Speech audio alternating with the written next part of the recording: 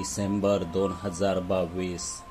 एकांत मिळावा म्हणून जवळच्याच गावातील ते कपल रात्री 8 वाजता किनाऱ्यावर आलं होतं.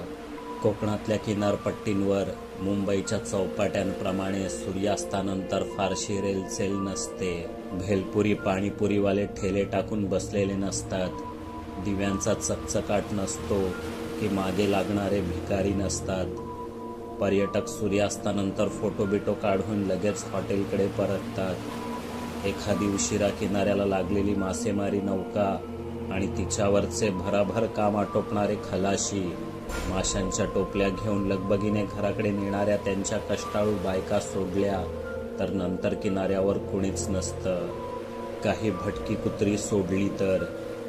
लाटांसोबत वाहत येणारी नखा एवढी मासोळी टिपणाऱ्या टिटव्या आपल्या तावडीत येणार नाहीत हे कळलं की कंटाळलेली कुत्री सुद्धा गावातील लोकांनी टाकलेल्या शिळ्या जेवणाच्या आशेवर किनारा सोडून निघून जातात.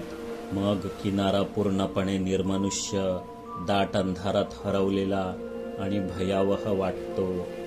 परंतु त्या दोघांना तसाच एकांत हवा होता.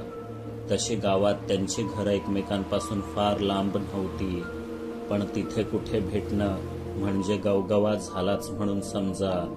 आणि फोनवर कितीही चॅट केलं तरी प्रत्यक्ष भेटण्याची मजाच काही और. एकमेकांना खेटून बसता यायचं, त्याला तिच्या केसात हात फिरवता यायचा, अगदी तिच्या कानाला स्पर्श होईल इतक्या जवळून गुलुगुलू बोलण्याची धुंदी शब्दात सांगता यायची नाही. कुणी पाहत तर नाही ना याची खातरजमा करत ती दोघं वेगवेगळ्या वाटांनी किनाऱ्यावर पोचली. नेहमीच्या कोपऱ्यात जाऊन माडाला पाठ टेकून बसले.